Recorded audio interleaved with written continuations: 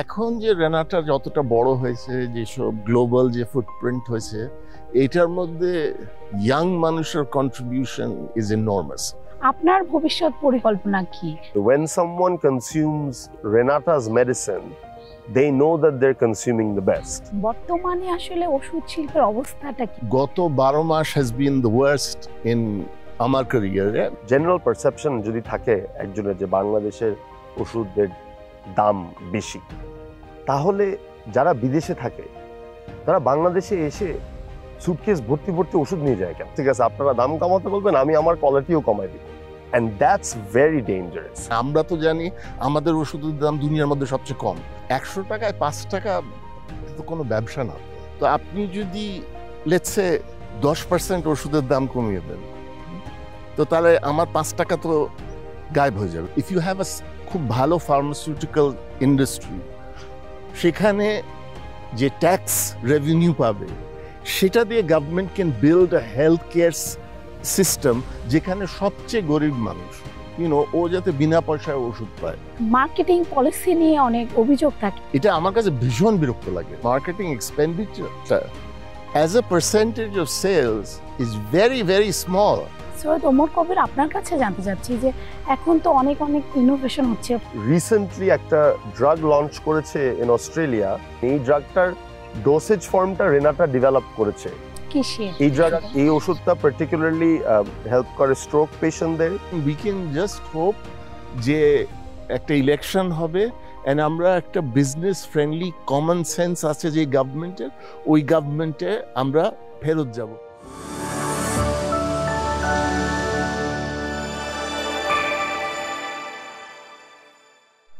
TBS স্পেশালে আপনাদের স্বাগত জানাচ্ছি। আমি তাসসিয়া তাজমিম। আজ আমরা কথা বলবো ওষুধ শিল্প নিয়ে। এ বিষয়ে কথা বলতে আমাদের সঙ্গে দুজন অতিথি উপস্থিত আছেন। আপনাদের শুরুতে পরিচয় করিয়ে দিচ্ছি।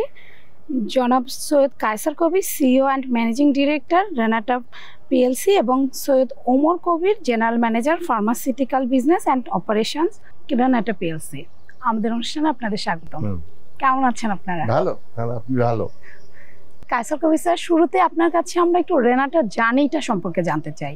আমরা জানি যে আপনার বাবার হাত ধরে রেনাটার শুরু, এবং এখন আপনাদের 65টা দেশে আপনাদের ওষুধ রপ্তানি করা হয়, 12,500-এর বেশি কর্মী আছে আপনাদের।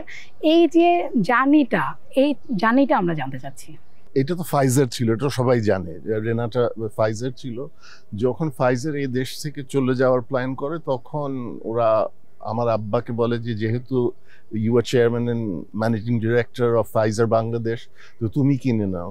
তো আমার আব্বা was a manager and he said that আমার এখন 60 বছরের বেশি হয়েছে, I don't want to become an entrepreneur at this age. তো আমি চাই না।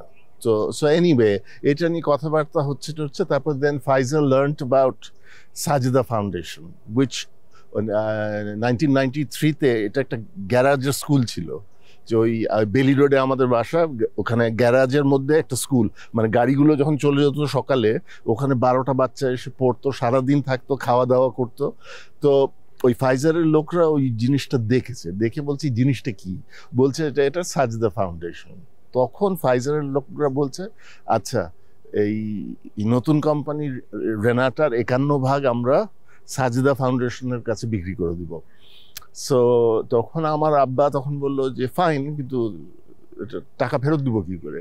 তখন ওরা বললো যে তুমি যা ডিভিডেন্ড পাবে, সাজিদা ফাউন্ডেশন যা ডিভিডেন্ড পাবে, তার 4/3 তুমি আমাদের কাছে ফেরত দিয়ে দিবে। সো এইভাবে চললো, এইভাবে আমরা টাকা ফেরত দিলাম। কিন্তু কয়েক বছর পরই সাজিদা ফাউন্ডেশনের অ্যাক্টিভিটি দেখে ফাইজার সো ওভারওয়েলমড, ওরা বলছে তো দেখো আর দরকার নেই। কিন্তু তখনকার দিনে তো ভ্যালিউ খুব কম ছিল। তো তখন আই থিঙ্ক সাজিদা ফাউন্ডেশনের শেয়ার ভ্যালিউ বোধ হয় সামথিং লাইক $1 million ছিল। So it was not a huge amount money. তো ওই থেকে তারপরে আমার আব্বা 1993-তে এইটা রেনাটা করলো। তারপর 1994-এ he retired, so he remained chairman. So আব্বার সবসময় ছিল একটা ইচ্ছা ছিল যে এই কোম্পানিটা উড বি গ্লোবাল ফুটপ্রিন্ট আসবে। তো ওই থেকে আস্তে আস্তে এই কোম্পানিটা বড় হতে আরম্ভ করলো, অ্যান্ড আমরা সব সময় ইয়াং মানুষদের পছন্দ করি, very smart young people. So আমার সবসময় প্ল্যান ছিল যে চালাক লোকরা কোথায় আছে, সো ওদেরকে আমি রেনাটার মধ্যে চাই। So and the thing that happens is, যখন আপনি খুব বুদ্ধিমান বুদ্ধিমতী মানুষকে আপনি যখন অনেক দায়িত্ব দেন, আর ওরা যখন বুঝতে পারে যে আমি বিরাট কিছু করতে চাচ্ছি, তখন ওদের বয়স, whether they are 20-তে or they're in their 40s or 50s, it doesn't matter. So এখন যে রেনাটা যতটা বড় হয়েছে, যেসব গ্লোবাল যে ফুটপ্রিন্ট হয়েছে, এটার মধ্যে ইয়াং মানুষের contribution is enormous. So that's what I like about Renata. যখন রেনাটায় আপনি দেখেন লোকদেরকে, রেনাটার বেশিরভাগ লোকই are very very young. So that's what I like. আপনার কাছে একটু জানতে চাচ্ছিলাম যে আপনার দাদার হাত ধরে রেনাটার যাত্রাটা শুরু, বাবা এতটা সম্প্রসারিত করেছে বিজনেসটা, আপনার ভবিষ্যৎ পরিকল্পনা কি ফার্মা বিজনেস নিয়ে বা রেনাটা নিয়ে? সো আমি আসলে ফার্স্টে আমার জীবনে আমি আগে চিন্তা করিনি যে আমি রেনাটায় কাজ করব। For me like it was never that my dad pressured me into being like, you have to join the business or anything. Actually, it was really the opposite. Abbu amake bolte je, I don't think you'll do a very good job. You should do something else. So I was going to, but I studied, biochemical engineering and then went on to study clinical pharmacology. So my interest was always quite related to this. My academic interest was always quite related to this field. But I wanted to be a banker for life sciences or healthcare investment banking যেটা বলে। But যখন COVID হলো, তখন I moved back, and that was probably in our generation the biggest healthcare crisis. So it was a very good time to see, can you actually exercise any leadership during this time. আর ওই সময় যে জিনিসটা আমি দেখেছি was first হলো যে রেনাটার মধ্যে, আর also just generally Bangladesh health care সেক্টরে যে পরিমাণ মানুষ পরিশ্রম করে, it is unbelievable, and they will work so hard even at the cost or risk to themselves. যেমন কোভিডের সময় বাংলাদেশের ডাক্তাররা বা রেনাটার আমাদের ম্যানুফ্যাকচারিং কলিগরা, আমাদের সেলসের কলিগরা যেভাবে কাজ করেছিল, ওইটা আমাকে খুব ইন্সপায়ার করেছে। আর ইন্সপায়ার করেছে আমাকে in the sense that I believe Renata ভবিষ্যতে আমাদের আমরা যদি চিন্তা করি রেনাটার ইউনিভার্স নিয়ে, রেনাটার ইউনিভার্সে দুইটা কোর পিলার আছে। একটা হচ্ছে হলো বাংলাদেশ, অ্যান্ড মেকিং শিওর যে আমরা একটা বাংলাদেশি কোম্পানি হয়ে we deliver the highest quality of medicine to Bangladesh. And the second pillar is to make sure that we take the brains, the R&D, the science that amader colleagues at Renata have developed and continue to deliver to the world. So really the journey is focusing on amaderke distinguish kora as a fully science-led company, a company jetar core emphasis is on R&D, আর আমাদের product promotion থেকে নিয়ে product manufacturing থেকে নিয়ে at it's core আমাদের ইন্টারেস্টটা হচ্ছে হলো যে whether in Bangladesh, whether in Europe, whether in the US, যে when someone consumes Renata's medicine, they know that they're consuming the best. And the good thing about being in the pharmaceutical industry is that actually regulators keep score, right? It's not like other industries where you can say you have more quality than someone else, because actually someone else is saying that for you. If you have an FDA approval, if you have bioequivalence, if you have MHRA approval, etc., then clearly আপনি একটা benchmark pass করছেন। So আমার রেনাটার শুরু থেকে আমার জার্নিতে till now as well, আমার সবসময় একটা খুব কোর ফোকাস ছিল যে আমাদের প্রোডাক্টের এমফেসিস হবে R&Dর উপরে। আমরা চিন্তা করব always to increase our standards, আর ওটার because of that and because of the team আমরা প্রচুর রেগুলেটেড মার্কেটে এন্টার করতে পেরেছি উইদিন আ শর্ট টাইম।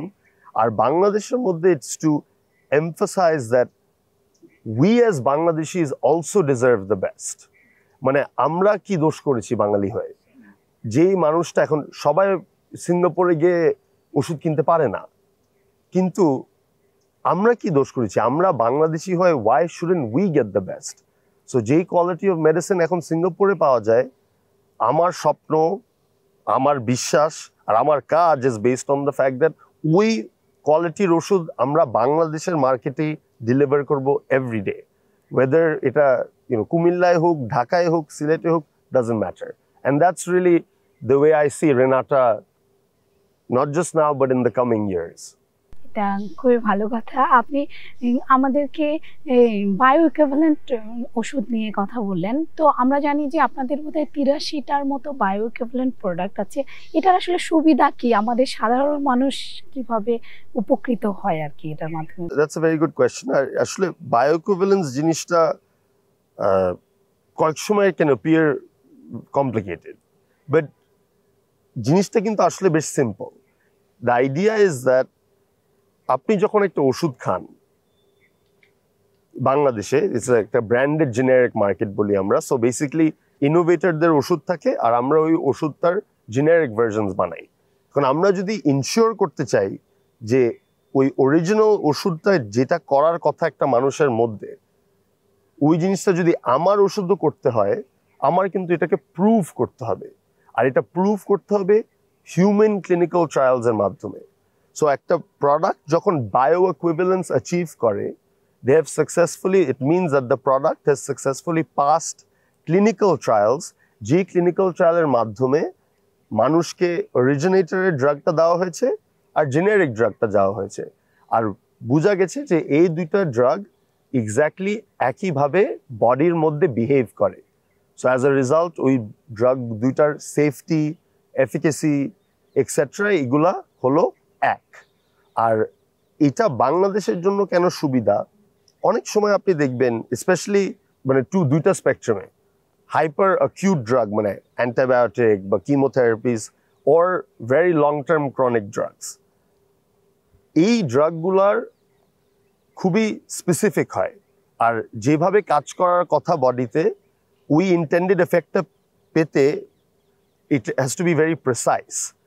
যদি একটা ড্রাগ এই ক্লাসগুলোতে, across all classes but specifically এই দুইটা ক্লাসে ফর এক্সাম্পল বায়ো ইকুইভ্যালেন্ট না হয়ে থাকে, আপনি কিন্তু গ্যারেন্টি করতে পারছেন না যে যেই ডিজায়ার্ড আউটকামটা আপনি চাচ্ছেন ফ্রম দ্য মেডিসিন ওটা আপনি পাবেন। But if you can establish যে আপনার drug is bio equivalent, then you have guaranteed that for the patient. An effect, তাহলে যেই মানুষটাকে চিকিৎসা করা হচ্ছে ওই মানুষটার চিকিৎসাটা ওই ওষুধ দিয়ে ওই আউটকামটা is guaranteed from the medicine perspective. And I think এটা বাংলাদেশের জন্য একটা বড় শিফট, বিকজ ইট মিনস, আমি আগে যে কথাটা বলছিলাম যে we do not feel like আচ্ছা বিদেশি যে ওষুধটা বানায় ওটা আমাদের থেকে ভালো, কোনোভাবে এটা আর বলা যাবে না। বিকজ বিদেশে ওষুধ পাঠানোর জন্য আপনার বায়ো ইকুইভ্যালেন্ট হতে হয়। দ্যাটস যেভাবে আপনার বিদেশে যেতে একটা ভিসা নিতে হয়, আপনার বিদেশে ওষুধ পাঠাতেই বায়ো ইকুইভ্যালেন্স এস্টাবলিশ করতে হয়। সো ওই ওষুধটা যখন বাংলাদেশে আপনি পাচ্ছেন, আপনি কিন্তু একটা আমাদের ম্যাস পপুলেশনকে বলতে পারছেন যে দেখেন বিদেশে যা পাবেন আর বাংলাদেশে যা পাবেন ইটস দ্য সেম। এন্ড এটা একটা জিনিস যেটা আই থিঙ্ক আমাদের ভীষণ প্রাউড হওয়া উচিত। May I add something to that? যেটা হচ্ছে যে এই বায়ো ইকুইভ্যালেন্ট এই কনসেপ্টটা কিন্তু দুনিয়া অ্যাডপ্ট করেছে 1986 থেকে। সো আমরা কিন্তু পিছনে আছি। So it's not the question যে কেন বায়ো ইকুইভ্যালেন্ট হতে হবে, পুরা দুনিয়াটা কিন্তু বায়ো ইকুইভ্যালেন্সের দিকে চলে যাচ্ছে, চলে গেছে এবং 1986 থেকে এই জার্নিটা আমেরিকায় শুরু হয়েছে। So it's high time. একটা হচ্ছে যে 1980s এর ওষুধ খারাপ না, কিন্তু আপনি যদি সব এফিকেসি অ্যান্ড সেফটি গ্যারেন্টি করতে চান ইনোভেটরের সাথে, ও যতটা কাজ করেছে ওইটা যদি ওই ফলটা যদি জেনেরিক্সে চান, আপনার কোনো উপায় নাই, আপনার বায়ো ইকুইভ্যালেন্ট এটা করতেই হবে। কিন্তু জিনিসটা হচ্ছে এই কনসেপ্টটা কিন্তু বাংলাদেশে এখনো খুব নতুন। এখন অনেককে কিন্তু বুঝাতে হয় আমাদের বায়ো ইকুইভ্যালেন্ট জিনিসটা কি। But the fact of the matter is, আপনার যদি মডার্ন ফার্মাসিউটিক্যাল ফ্যাক্টরি অপারেশনস করতে চান, আপনার ড্রাগসগুলো বায়ো ইকুইভ্যালেন্ট হতে হবে। অ্যান্ড আস্তে আস্তে, because it's an expensive thing, আস্তে আস্তে আই থিঙ্ক বাংলাদেশেও এটা হতে আরম্ভ করবে। আপনার কাছে একটু জানতে চাচ্ছি, বর্তমানে আসলে ওষুধ শিল্পের অবস্থাটা কি? আপনারা কি ধরনের চ্যালেঞ্জ ফেস করছেন? চ্যালেঞ্জ ফেস করছি আমরা রাফলি 3 বছর ধরে। 3 বছর, তার মধ্যে এই গত 12 মাস has been the worst in আমার ক্যারিয়ারে। I started in pharmaceutical in 2002। তার থেকে নিয়ে আমি এত খারাপ পরিস্থিতি আমি কোনোদিন ফেস করিনি। And it is very unfortunate যে, বিকজ আমাদের ওষুধ শিল্পটা তৈরি করেছে এসেনশিয়ালি এন্টারপ্রেনিউরস। সো যখন 1994-এ যখন গভর্নমেন্ট বলল, আচ্ছা শুনো, ওষুধের দাম কি হবে এটা আমি ঠিক করতে পারবো না, এটা বাজারের প্রতিযোগিতার উপর ছেড়ে দিচ্ছি, আমাকে করে দেখাও তোমরা কি করতে পারো। সো দিস ইজ বাঙালির মধ্যে এখন আপনি দেখবেন যে 1990s থেকে, নট জাস্ট ইন ফার্মাসিউটিক্যালস, অনেক শিল্পে, ইভেন এগ্রিকালচার, এখন তো স্টার্ট আপস দেখছেন, বাঙালির মধ্যে এই এন্টারপ্রেনিয়রশিপটা কিন্তু আছে।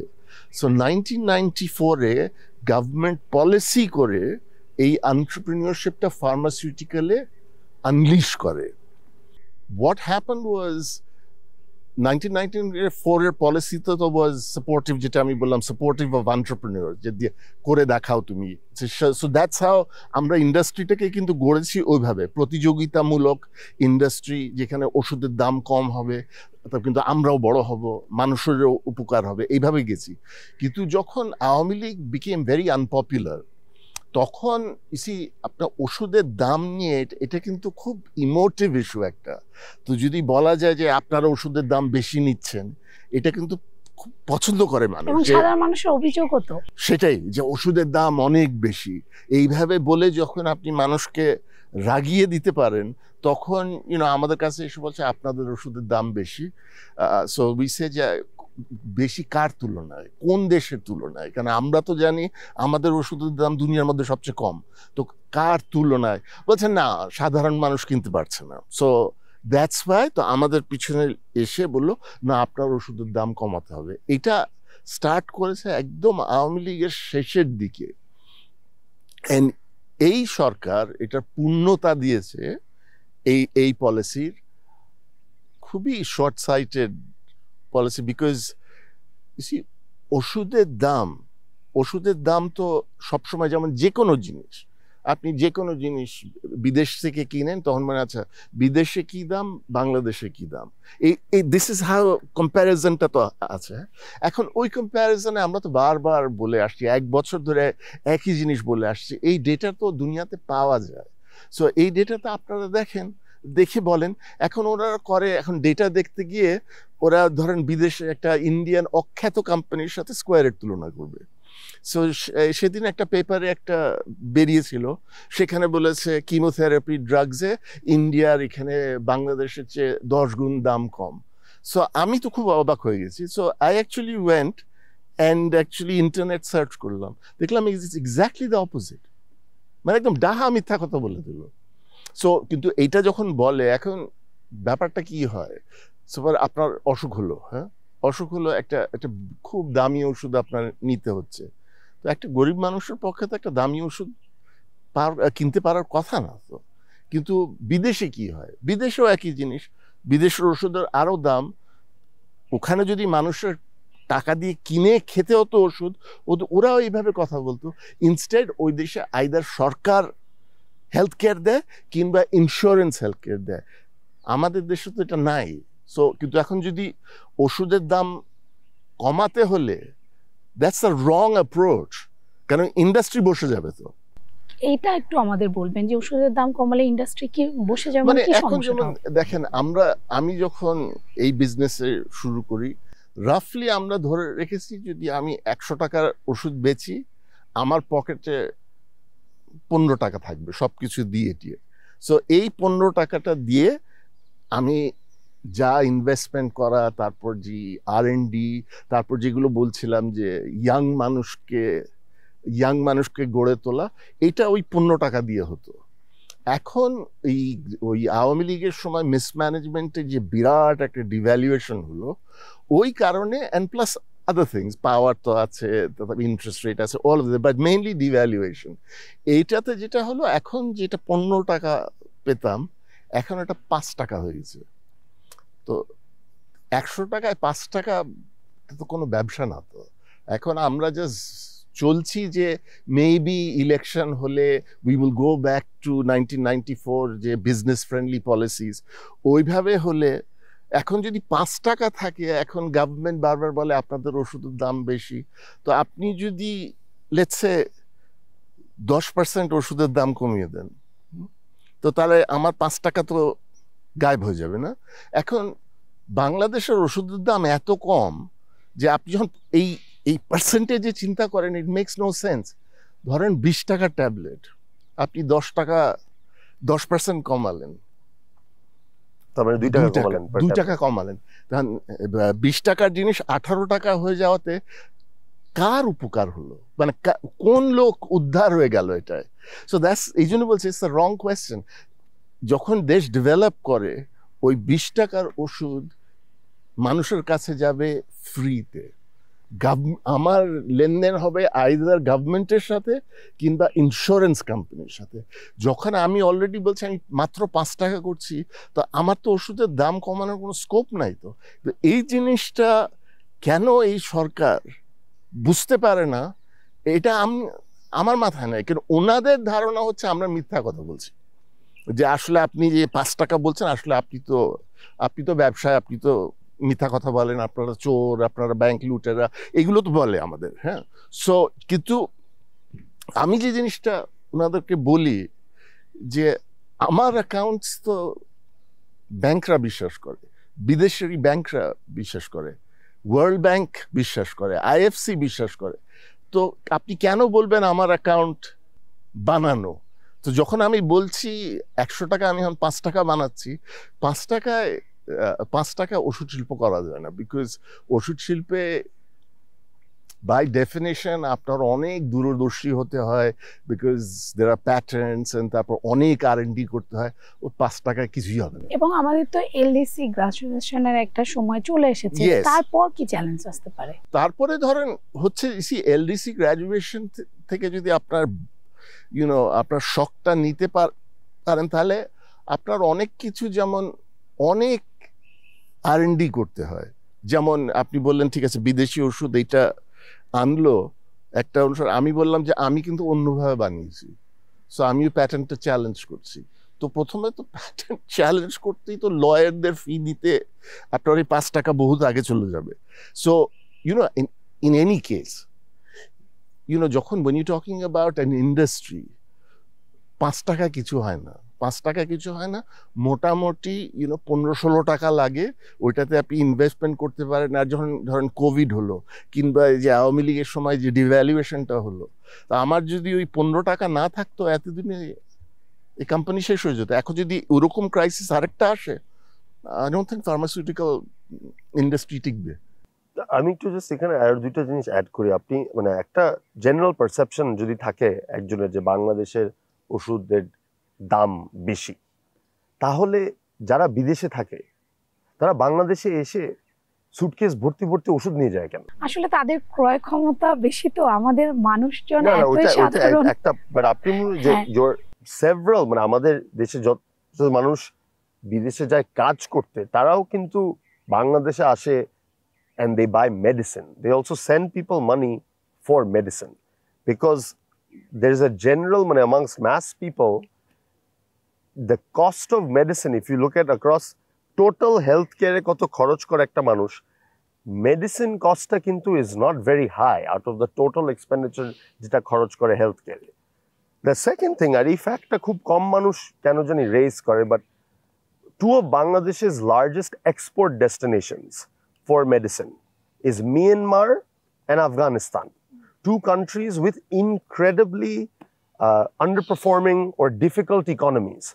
ওই দুইটা দেশে আমাদের ওষুধগুলো চলে কেন? আমাদের দাম কম, that's why. ওই দেশে আমাদের ওরা literally they want more and more of our medicines because they're like, oh, you're more cost competitive than we are. But at the same time, যদি আমরা এরকম একটা oppressive attitude রাখি towards medicine prices, some companies will come out and just say, look, this is unsurvivable. In other cases, what it will be like, আচ্ছা ঠিক আছে, আপনারা দাম কমাতে বলবেন, আমি আমার কোয়ালিটিও কমাই দিব. And that's very dangerous. এবং এটা তো খুব ভয়ঙ্কর হবে। এটা no, and it's incredibly dangerous. যে একটা country যেটা 98% domestic demand নিজের industry can meet, যে country pharmaceutical industry তে এখন it's become globally renowned, ওই industry to go 20 years backwards, মানে that to me is a nightmare. মানে আগে আমরা মানে আমি যখন ছোট ছিলাম, আমার আব্বু আর আমার দাদা কথা বলতো, আর আমার আব্বু একদিন আমার দাদাকে বলেছে যে আমাদের, I think 2008 or 2011, আমার আব্বু আমার দাদাকে এসে বলেছে যে আমাদের MHRA হয়েছে, আমাদের দুনিয়া এখন চেঞ্জ হয়ে যাবে. Today having MHRA at Renata is not an achievement, it is the basic expectation. আগে it was like আমরা বলতাম আমরা ব্রিটিশ ফার্মাকোপিয়া ফলো করি, এখন আমরা ব্রিটিশ ফার্মাকোপিয়াতে কন্ট্রিবিউট করি. এখন যদি হঠাৎ করে বলেন হ্যাঁ ঠিক আছে আপনার ওষুধের দাম কমান, তাহলে মানুষের ইনস্টিংক্টিভ রিয়াকশন হবে either to do this, to say look this is impossible, or to be like আচ্ছা ঠিক আছে আমরা এত বছর ধরে যত কোয়ালিটি বা যত ইনভেস্টমেন্ট করলাম in terms of improving our standards, that can all go out the window. And then what will happen? People that actually need drugs to survive, actually need high quality medicine, they will not have that medicine, and we will have to start importing medicine. আর আপনারা এখনো যদি কেউ দেখে, যদি সরকারের কেউ দেখে একটা ইম্পোর্টেড ড্রাগ টু বাংলাদেশ আনতে কত দাম লাগে ভার্সেস বাংলাদেশের প্রডিউস করে নিজে বাংলাদেশে বিক্রি করতে কত দাম লাগে, there is never a case where an imported drug into Bangladesh is cheaper than the drug being produced in Bangladesh. এই পয়েন্টটা ইজ ওয়ার্থ রিপিটিং. দেখেন health care, cost of health care কিন্তু পুরা দুনিয়াতে ইজ আ মেজর ইস্যু.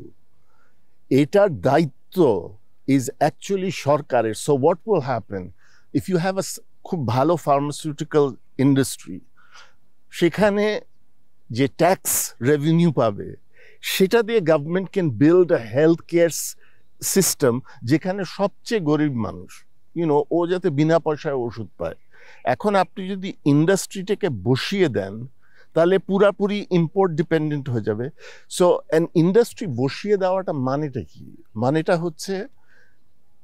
হচ্ছে আপনি not only আমাদের সাংঘাতিকভাবে, and it's not only just আমাদের কোম্পানি, এর সাথে তো বিরাট একটা ইকোনমি জড়িত, যারা প্যাকেজিং দিচ্ছে আমাদেরকে, যারা কিছু লোকাল র মেটেরিয়াল দিচ্ছে, বিভিন্ন জিনিস, যারা ক্যান্টিনের খাওয়া দিচ্ছে, এটার তো একটা বিরাট একটা ইম্প্যাক্ট আছে. কিন্তু যারা এই পলিসিটা করছেন ওনারা চান যে আমরা 1980s স্ট্যান্ডার্ডে চলে যাই.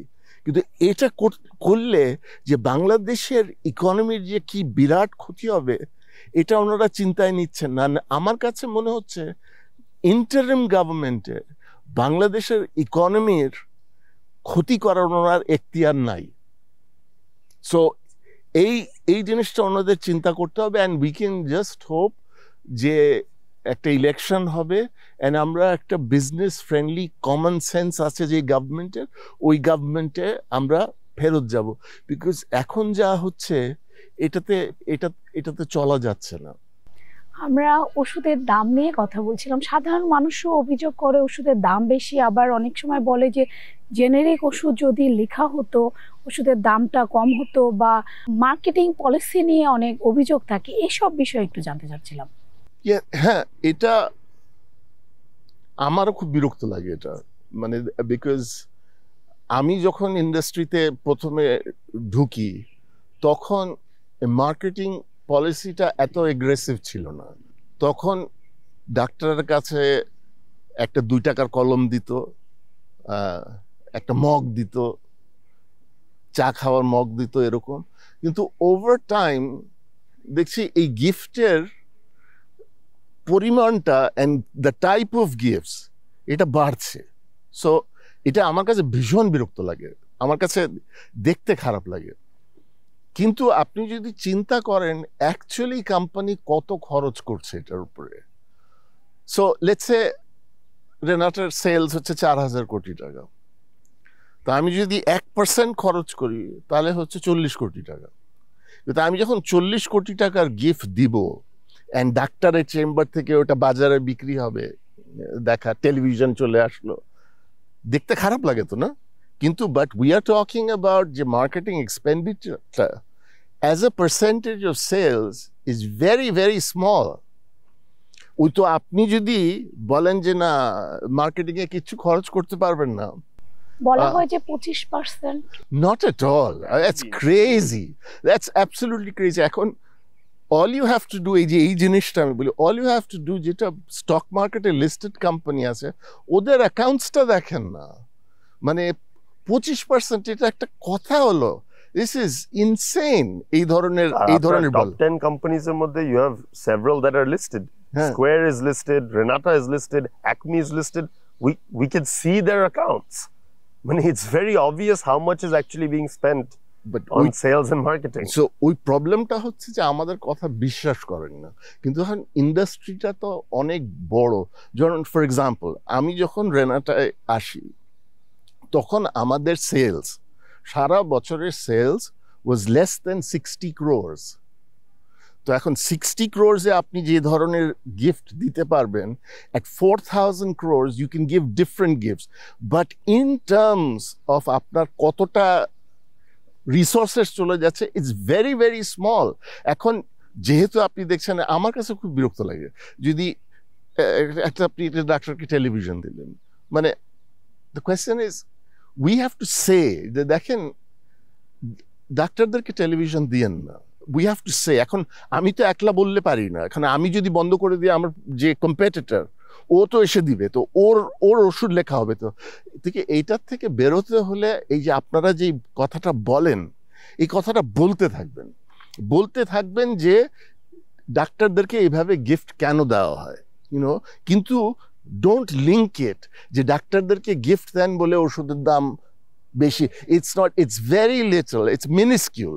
মানে আমি যদি মার্কেটিং একদম অফ করে দিই বুঝতেও পারবেন না যে একটা এক্সপেন্ডিচার চলে গেছে, মানে it is that small. But when you do it in thousands of crores, যে যখন খরচ হারেন, চিন্তা করেন রেনাটা তো শুধু একটা কোম্পানি, এখন আপনি যখন সব কোম্পানির thousands, tens of thousands of crores এর সেলস এর একটা স্মল পোর্শন যাচ্ছে, that's a lot of television sets.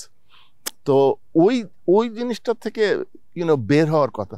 And আরেকটা জিনিস, এই জেনেরিকের জিনিসটা, এটা বলছে আচ্ছা আমি টেকনিক্যাল ওইটাই যদি না যাই, আপনার কেন মনে হয় জেনেরিকে তখন তো ওষুধটা ডিসিশন তো ডাক্তার নিবে না, তখন কেমিস্ট নিবে। আপনার কেন মনে হয় যে আমি তখন টেলিভিশন সেটটা কেমিস্টকে দিব না? তো এটা তো হয়েছে বাংলাদেশে, এটা তো এমন না যে হয়নি। আই কান্ট রিমেম্বার কবে এটা আর্লি 2000s এ হয়েছিল। there was one company ওর এই চিন্তাটা হয়েছে যে শুনেন একটা কাজ করি, এই ডাক্তারদের কাছে গিফট না দিয়ে আমি কেমিস্টের কাছে গিফট দিই, অ্যান্ড যখনই প্রেসক্রিপশন আসবে কেমিস্ট আমার ওষুধটা দিবে, যারই প্রেসক্রিপশন থাকুক না কেন। ইন্ডাস্ট্রি প্রায় শেষ হয়ে গেছিল, এমন প্রাইস ওয়ার হলো, কেমিস্টকে দেখি স্যুট পিস দিচ্ছে, ডিনার সেটস দিচ্ছে। So it's the whole thing is এই ধরনের promotion is not a good thing. মানে আস্তে আস্তে এটার থেকে আমাদের বেরোতে হবে। এখন আমাকে তো মানুষ ওভাবে গিফট দিতে পারে না, মানে আমি তো নিই না।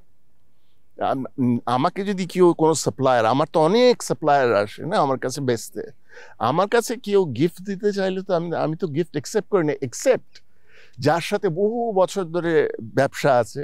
সো ওরা যখন আমাকে একটা গিফট দেয়, ওরা দামি জিনিস দেয় না, ওরা এমন কিছু দেয় যেটা আমি পছন্দ করি। যেমন they know I like cricket, so আমাকে একটা খুব বড় কোম্পানি যার সাথে আমরা বহু বছর ব্যবসা করেছি, আমাকে একটা ক্রিকেট বল দিয়েছিল অনেক বছর আগে, and I have the cricket ball on my desk, so this is the kind of thing, মানে এই জিনিসটা যে আমি টাকা দিয়ে, একটা তো হচ্ছে গিফট দেওয়া একটা জিনিস, আরেকটা হচ্ছে যে দেন দরবার করা, যে আমি এটা দিচ্ছি আপনাকে, আপনি এটা লিখবেন, এই জিনিসটা থেকে আমাদের বেরোতে হবে। অ্যান্ড সমাজে এটা আমরা এটা বলা উচিত, এটা বলবেন, but as I say don't link the two, যে দামের সাথে এটার একটা সম্পর্ক আছে। তাহলে ওষুধের দামের সঙ্গে জেনেরিক লেখা না লেখার কোনো সম্পর্ক নাই, because it will go directly to chemist. Generic আসলে কবে লিখবে বাংলাদেশ? কোন সময় গেলে বাংলাদেশ জেনারেল ওষুধ লিখতে পারবে? let him answer that. ওটা actually is very much linked to তিনটা জিনিস, আপনার পাবলিক হেলথ সিস্টেম, আপনার রেগুলেটরি সিস্টেম, আর আপনার R&D and quality assurance infrastructure. So first case হলো, আপনার যদি দুনিয়াতে দেখেন কোন দেশে do you write in generics? You write in generics predominantly in the most developed countries. মানে we're talking America, Germany, UK for portions of drugs, some drugs, somewhat Australia and Canada. And the idea is, from a regulatory perspective, যে যারাই ওষুধ launch করে ওদের regulatory requirements are so high that they will guarantee the quality across the board, right? So whether it's Renata launching or there's a big Canadian company called Apotex launching, we know Renata and Apotex have met the same quality standards. You can prescribe in generics. The question is now, who is being procured? And that comes to the public health system. So protita country, you have public insurance and private insurance, jara generic lekhe.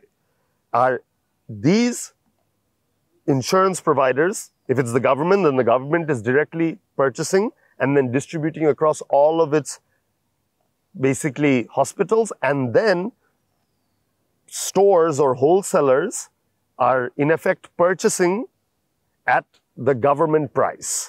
So government is responsible for all the purchasing and all the medicine that is going, মানে যারা মানে যেমন UK তে NHS আছে, NHS এ ওষুধ মানুষ পায় ফ্রিতে, they get it for free, the government purchases it, but the government also sets the price, and the government sets the regulations you have to meet to get a drug into the UK. You can't just launch a drug in the UK. The quality standards are very, very high. বাংলাদেশের ক্ষেত্রে branded generic হওয়া versus generic হওয়া, in effect আমার আব্বু যেটা বললো, you are just switching who controls that. যদি জাস্ট জেনারিক হয়, it could be instead of the doctor, it would be the hospital procurement manager, it would be the pharmacy. If it becomes a full tendering system, then product quality will really go out the window, right? Because তখন যে কোম্পানিগুলো আজকে, যেমন রেনাটার মতন company বা এরকম অনেক company আছে within the larger companies that are aspiring for regulated market, যারা ইউরোপে ওষুধ বিক্রি করতে চাচ্ছে, অস্ট্রেলিয়া ওষুধ লঞ্চ করছে, আমেরিকায় ওষুধ লঞ্চ করছে, মিডল ইস্টে করছে, এক্সেট্রা, ওনারা কিন্তু এখন অনেক ইনভেস্ট করেছে এই কোয়ালিটির পিছনে। ওনারা হঠাৎ করে যদি একটা ফুল টেন্ডারিং সিস্টেমে চলে যায়, ওনাদের কিন্তু ওই চিন্তাটাও কিন্তু চলে যেতে হবে। সো তখন it will become a straight race to the bottom. How can you make your drug cheaper? Well, you can make your drug cheaper by caring less about how good it is. That's what drives cost. একটা জিনিস আমার আব্বু বলেছে শুরুতে, যে ভীষণ একটা devaluation হয়েছে। আপনি কিন্তু খেয়াল করেন, ইন্ডাস্ট্রিতে কিন্তু মানুষ ওষুধের দাম নিয়ে এত কথা বলতো না প্রি ডিভ্যালুয়েশন। আমি যখন রেনাটায় জয়েন করেছি, ফার্মাসিউটিক্যাল জয়েন, তখনও খারাপ সময় ছিল, that was covid, then we had macro economic crises etcetera but pre devaluation drug prices were a problem for manufacturers, but it wasn't like it was ekdom destroying us. Amader raw material, amader excipient, amader packaging, we're buying in dollars. Age 82, so $1.82 taka. Today, $1.121 taka. Suddenly, after cost base has gone up massively. এটা কিন্তু অন্য সব ইন্ডাস্ট্রিতে reflected হয়ে যাচ্ছে in price increases or inflation. In pharmaceuticals, it is being repressed, forcibly being repressed. এটা কিন্তু it's not rocket science যে কেন মানুষ বা ইন্ডাস্ট্রিতে বা এন্টারপ্রেনাররা কেন why they are feeling the heat, why they are feeling a crisis. একটা কস্ট বেসে যখন ভীষণ পরিমাণ ইনক্রিজ হয় বাট আপনার প্রোডাক্টের কোনো চেঞ্জ হয় না in price, that is a problem. আর এই পারসেপশনগুলা যে জেনারিকে লিখা, I would challenge people to say, okay, find me most countries in the Middle East, find me one that writes just in generic. Yeah. You know, Saudi Arabia is a branded generic market. UAE is a branded generic market. Switzerland is largely branded generic. Italy is branded generic. France, Brazil. If we want to compare ourselves to the American system, we need to get American insurance money. We need to get American public health system money. I don't see that money coming to the pharmaceutical industry. I don't see suddenly people being like, okay, we will buy up. আপনারা এত produce করবেন, এটা আপনাদের quality standard, এটা হলো আপনাদের বিড price, we will guarantee এত purchasing, এত volume. That's what happens in America. That's what happens in the UK. In most of the world, that does not happen. And branded generics creates a system যখন ডক্টরসরা যারা educated in medicine, যারা professionals, ওনারা determine করতে পারে কি quality of medicine ওনার পেশেন্টকে দেওয়া হবে. That is Y branded জেনারিক্স exist. The idea is হচ্ছে যখন লেটস সে মানুষের ক্যান্সার হয়, আপনি ওষুধের দাম কত কমাবেন যে একটা গরিব মানুষ ক্যান্সারের চিকিৎসা পেতে পারে? দ্য সলিউশন ইজ নট ক্যান্সারের ওষুধের দাম কমানো, এটা হচ্ছে ক্যান্সারের চিকিৎসা ফ্রি হতে হবে। সো দিস ইজ দ্য, এই পয়েন্টটা বুঝানো যাচ্ছে না। অ্যান্ড ইফ ইউর ইকোনমি যদি একদম ইজ ব্যাড, তো সরকার ট্যাক্স রেভিনিউ কম পাবে, অ্যান্ড তাহলে সরকার হেলথ কেয়ারও কম খরচ করতে পারবে। জিনিসটা হচ্ছে এখানে, এখন একটা ক্যান্সারের ওষুধ, let's say it's $1,000, how many people can afford $1,000 of treatment? যেমন আমাদের রেনাটায় মানুষকে আমরা চিকিৎসার খরচ দিয়ে দিই। আমি দেখছি সেদিন আমার একটা চিঠি এসছে, ও লোক বলছে যে আমার বউয়ের যে অসুখ হয়েছে সেটাতে আমার মাসে 25,000 টাকার ওষুধ লাগে। এখন ও যে আমাকে এই চিঠিটা লিখছে, ওর বেতন বোধহয় 60,000 টাকা মাসে। সো ওই লোক যদি, আনলেস রেনাটা ওকে বলতো যে না এটা আমি দিয়ে দিচ্ছি, আমি যদি দিয়ে দিতাম না, আপনি ওষুধের দাম কত কমাবেন? 25,000 থেকে 15,000 করবেন, তাও তো টিকতে পারবে না তো। সো দিস ইজ এই মিসকনসেপশন যে যেহেতু আমরা পারছি না গভর্নমেন্ট থেকে কিছু করতে, দায়িত্বটা হচ্ছে এই প্রাইভেট কোম্পানির উপর, আপনারা বসে যান একদম। দিস ইজ একদমই না চিন্তা করে জিনিস করা। আমাদের এখন ওষুধ শিল্পের জন্য পলিসি সাপোর্টটা খুব দরকার, যে পলিসি সাপোর্টের জন্য এই শিল্পটা এতটা এগিয়ে এসেছে, সেরকম একটা সাপোর্ট দরকার। আমার কাছে মনে হচ্ছে 1994 এর পলিসির চেয়ে ভালো পলিসি আর হয়নি। সো এসেনশিয়ালি যেটা হচ্ছে, বাংলাদেশের মানুষের যে সৃজনশীলতা আছে, এন্টারপ্রেনিউরিয়াল এবিলিটি আছে, এটা আমাদের উপর ছেড়ে দেন। এটা প্রতিযোগিতাতে এমনিতেই দাম কম থাকে। সো এখন যে বাংলাদেশের যে দাম কম ওষুধের অন্যান্য দেশের চেয়ে, ইজ বিকজ এত প্রতিযোগিতা আছে। বাংলাদেশ একটা ছোট দেশ, এখানে ট্রান্সপোর্টেশন কস্ট কম, ডিস্ট্রিবিউশন চারিদিকে করা যায়। যেমন Africa is very difficult, is huge territories, মানুষ কম। সো আপনার এক জায়গা থেকে এক মাথা দেশ থেকে আরেক মাথায় ওষুধ ডিস্ট্রিবিউট করার খরচই অনেক।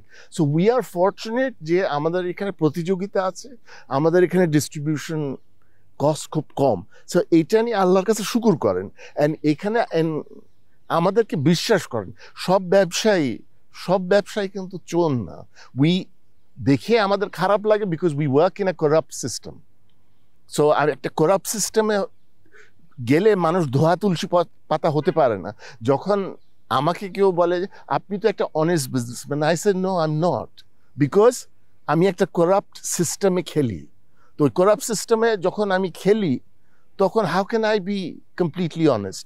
I can't. বাট ব্যাপারটা হচ্ছে যে আমার খারাপ জিনিস করতে হচ্ছে, কিন্তু আমি I am not at the receiving and. যেমন আমি জীবনেও ঘুষ খাইনি, আর এরাও কোনোদিন জীবনেও ঘুষ খাবে না।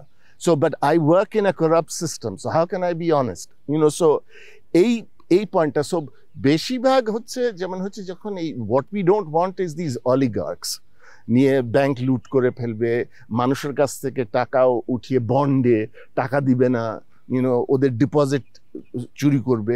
এগুলো হচ্ছে খারাপ ব্যবসায়, এগুলো আমরা আর কোনো দিন চাই না। We never want an oligarchy in Bangladesh. But most businessman তো ডিফল্ট করে না, মোস্ট বিজনেসম্যান তো চুরি করে না। সৈয়দ ওমর কবির, আপনার কাছে জানতে চাচ্ছি যে এখন তো অনেক ইনোভেশন হচ্ছে ফার্মা সেক্টরে, আপনি আমাদের একটু এই সম্পর্কে বলবেন।